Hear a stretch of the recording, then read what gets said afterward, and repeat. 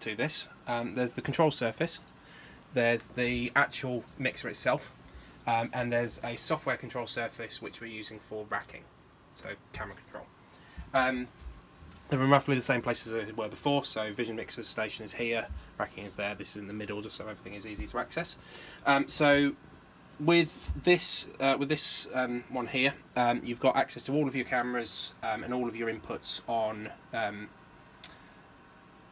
the multi-view, and you've then got them all down here. So you've got a row of all of your first eight inputs and your 2 media players.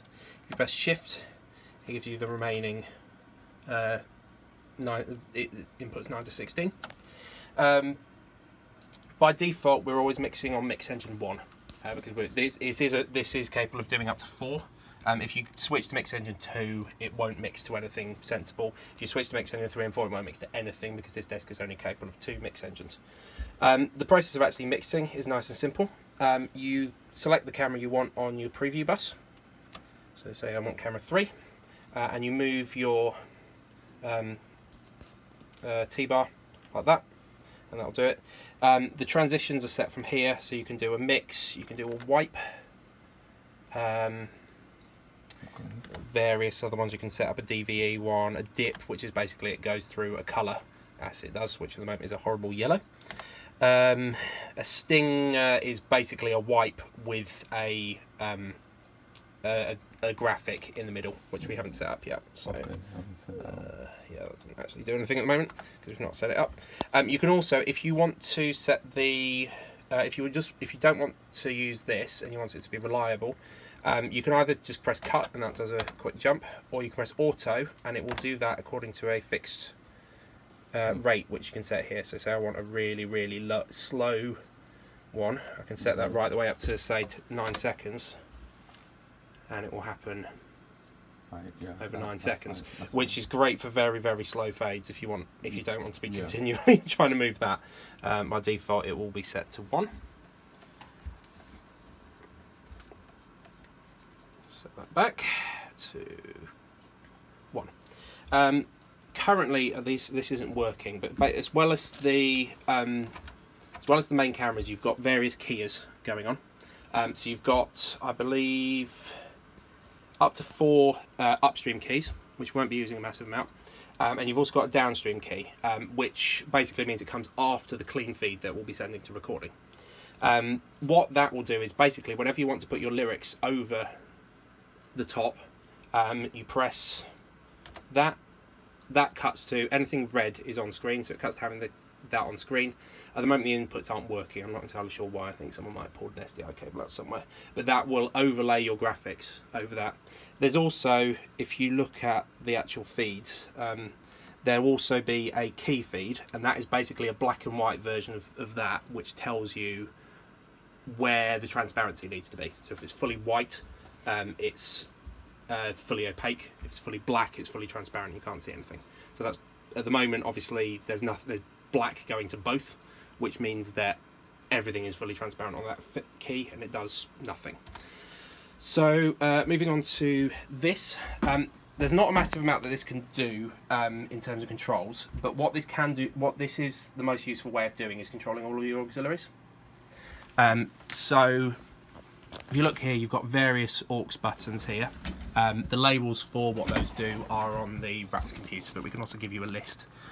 So basically the different auxiliaries, so for example aux 1, which is I believe feeding the LED screen, is currently just taking the main ME1 program. aux 2, which is feeding broadcast, is on clean feed number 1. aux 3 is, which will be the screen over there for the pan tilt zoom.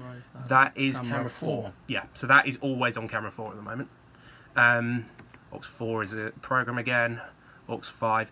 aux 6 is actually the return to the cameras. It's just for control. That can be set to anything you like, but it's simplest to just leave it on program. Basically, all you need is a valid SDI feed to be feeding back, and that gives you all of the control, the tally, Genlock, all of that is carried over the SDI connection. So long as you're sending it a feed from there, it will do anything. So, but program is an easy enough one for that. So that's all you really need to know for that. It gives you a preview of what you're doing, which can be quite useful. So for example, if I cut to that one, it shows me what's going on for there, which is quite useful if you're needing to know, okay, am I routing the right thing? You can also control it from here, but it's a lot more complicated to do on here, so I'd always recommend you do it from this. Or if you want to, you can control it from the software. So moving over to the software side, I'll just sit down. So this software will actually do anything that these boxes will do as well. So you can make it a full switcher here. So you've got access to, this is the first mix engine, this is the second mix engine which you won't be using, at least in your initial setup. You can control all of the transitions and stuff here. You can set your settings. So any settings you need to set will probably be done via the software. So for example, here I've got my downstream key 1 set up to be Easy Worship Fill and Easy Worship Key. But what we're primarily using this for is as well. If you want to relabel what the cameras are called, at the moment they're 1, 2, 3, 4, and then we've named, for example, the return from the path. We've got the VT. We've got the fill and key from Easy Worship. You can go into the settings, labels, and you can change the long label, which is the one that shows up on the preview there, and the short label, which shows up on the button. You can change all of those in here. So the inputs, the outputs, and the various media players can all be set in here.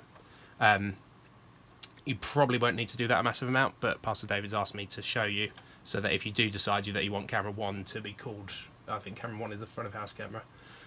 If you want that to be set up to be called front of house camera, you can.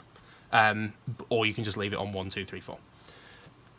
So what we're primarily using this for is as a camera control.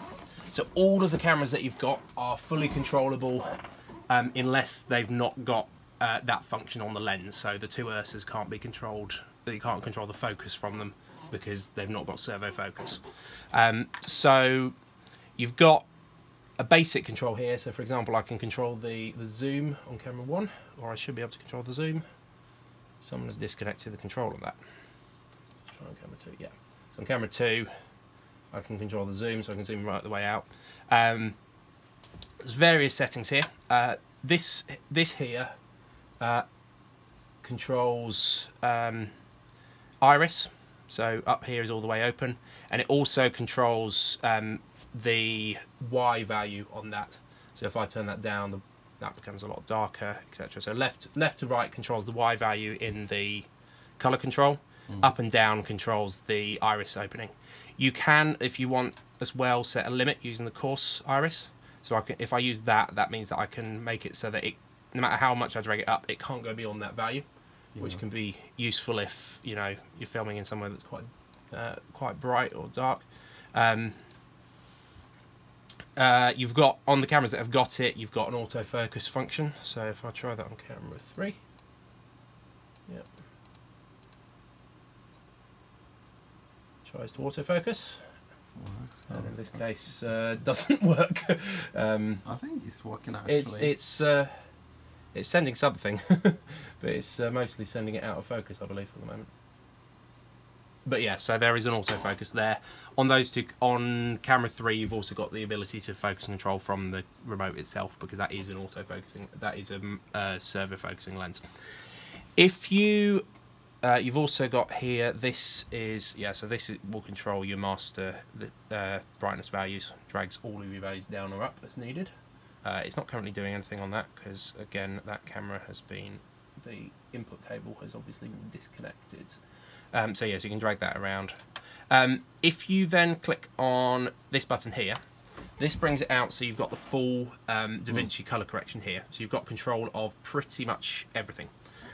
So I believe lift is your bright, your kind of your whites. Gamma is your mids, and gain is your blacks, I think, or maybe the other way around. Let's just change that to something really stupid and see which ones it's affecting most. I think gain might be your whites actually. And if you change that to something, these do make very dramatic changes very quickly. So if you drag it right the way off, it very quickly becomes kind of very off colour. But you can use that for quite. If you drag it a small amount, you can make some quite artistic changes to the way that your image responds by just changing something. And you can also change, so it's a YRGB, so you've got separate control of your brightness from your thing. You can also drag it to be RGB rather than YRGB. Change the saturation, so you can make your cameras appear in black and white, or very, very oversaturated if wanted. You can change your hue, so that will colorize your camera. I don't know why you want to do that, but it's there. Contrast, etc. You can also from here, needs to be at 180 degrees to be correct, and it is not wanting to go to 180 degrees. From here, you can also set your color temperature, so your cameras match the color of your lights. You'll usually find that the correct color temperature for the lights is not actually what the nominal color temperature is. So, for example, those will probably be about 2,800 on the majority of your front light. You'll probably find that a sensible value for it will be roughly 3,200, because the camera will tend to overcorrect a little bit. So if you set it to that, it ends up very, very, very blue. If you set it to the actual value it is, that's a matter of trial and error.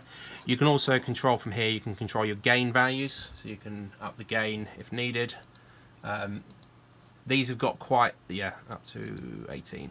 You should be able to up the gain relatively safely without introducing any extra grain, but I would always recommend leaving it on 0 when needed. And you can change your shutter speed if needed,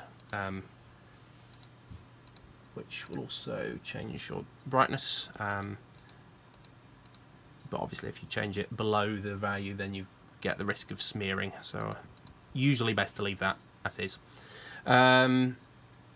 What else will you need? So that's the color correction, and then when you want to come back to all of these, you can do it. If you want to refer to different values, you can access all of your different values from here just by scroll. So you scroll across, got camera 1, 2, 3, 4. So you can adjust all your values from here. But if you're wanting to do kind of detailed color correction, you probably want to be doing it from the detailed view. It gives you options for all of them. If you try it with something that's not a camera, it just won't work, because there's no way that we can control, for example, Easy Worship from here. It doesn't have color correction, but it is available as an option. So it's just the first 4 cameras that you'll need to adjust. Anything else? No. I'm going to try and get the Kia to work again, find out what's going on there, and then once we've got that, we'll be able to show you that. Shall we head down and look at a camera now? Okay. Yeah.